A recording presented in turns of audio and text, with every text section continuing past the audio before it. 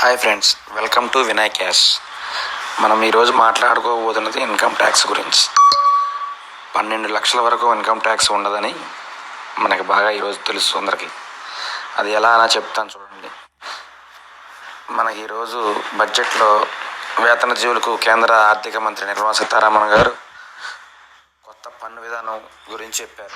12 లక్షల వరకు ఎలాంటి పన్ను చెల్లించనక్కర్లేదని వెల్లడించారు. ప్రామాణిక తగ్గింపుతో స్టాండర్డ్ డిడక్షన్ కలుపుకుంటే 12.75 లక్షల వరకు ఒక్క రూపాయి కూడా పన్ను చెల్లించిన అవసరం లేదని చెప్పారు. కొత్త పన్ను విధానంలో స్లాబులు సైతం సవరించారు.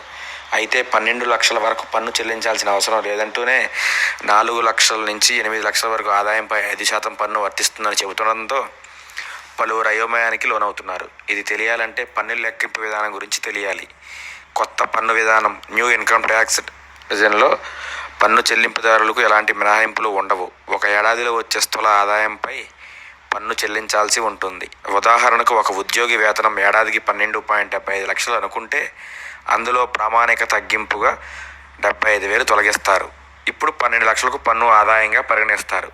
ఈ పరిమితి వరకు వర్తించే పన్నును ఆదాయపు పన్ను చట్టంలోని సెక్షన్ 87A కింద రిబేట్ను మినహాయిస్తారు. అంటే మాఫీ చేసినట్టే. తాజా బడ్జెట్లో ఈ రిబేట్ను 60,000గా నిర్ణయించారు. కాబట్టి 12.75 లక్షల వరకు ఎలాంటి పన్ను చెల్లించాల్సిన అవసరం లేదు. అయితే స్థూల ఆదాయం 12.75 లక్షలకు ఒక్క రూపాయి దాటిన రిబేట్ వర్తించదు. పన్ను స్లాబుల ప్రకారం పన్ను చెల్లించాల్సి వస్తుంది. ప్రస్తుతం కొత్త పన్ను విధానంలో పన్ను వర్తించని ఆదాయం 7.75 లక్షలుగా, ప్రామాణిక తగ్గింపు 75,000తో కలిపి ఉంది. సెక్షన్ 87A కింద రిబేటు 25,000గా ఉంది. ఆదాయపు పన్ను లెక్కింపును మరింత సులభంగా అర్థం చేసుకోవడానికి ప్రయత్నిద్దాం.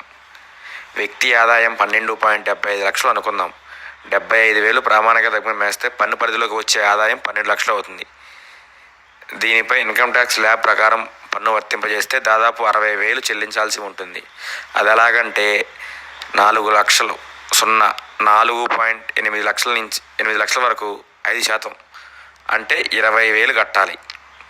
8 నుంచి 12 లక్షల వరకు లోపు ఉన్న వాళ్ళు 10% కట్టాలి, అంటే 40,000. అంటే మొత్తం 60,000 వాస్తవానికి పన్ను చెల్లించాల్సి ఉంటుంది. సెక్షన్ 87A కింద రిబేటు మినహాయిస్తే చెల్లించాల్సిన పన్ను 0. మన కొత్త పన్ను స్లాబ్లు ఇలా ఉన్నాయి. 0 నుంచి 4 లక్షల వరకు ఉన్న వాళ్ళకి 0, 4 నుంచి 8 లక్షల వరకు ఉన్న వాళ్ళకి 5%, 8 నుంచి 12 లక్షల వరకు 10%, 12 నుంచి 16 లక్షల వరకు 15%, 16 నుంచి 20 lakhs వరకు 20%, 20 నుంచి 24 lakhs వరకు 25%, 24 lakhs పైన ఎంత శాలరీ వచ్చినా 30% కట్టాలి. కొత్త పన్ను విధానంలో తాజా మార్పుల వల్ల